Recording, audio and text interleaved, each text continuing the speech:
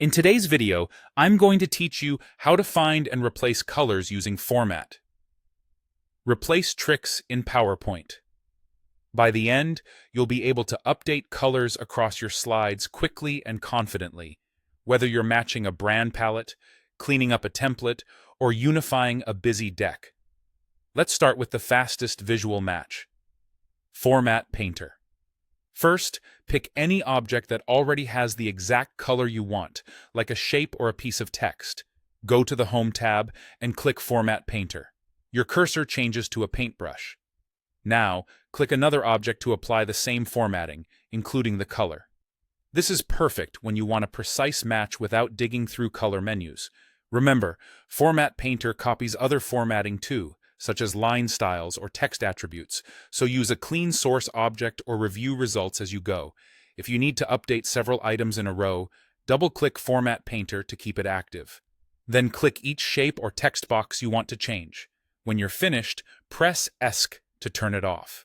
This is great for quick batch work across a slide or even multiple slides. For bigger, smarter updates, use theme colors. Go to Design, open Variants, choose Colors, then Customize Colors. Change a theme color swatch, and everything in your presentation that uses that theme color updates instantly.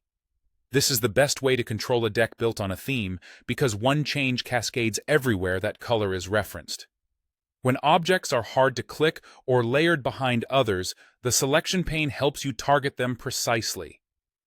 Go to Home, select, then Selection pane. You'll see a list of items on the slide.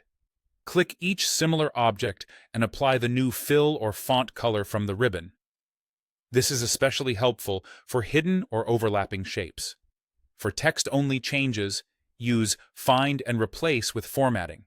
Press Ctrl+H, click More, choose Format, then Font. Set the old color you want to find, then set the replacement color. Run the replace, and PowerPoint updates matching text colors. Note that this works for text, not shape fills or outlines.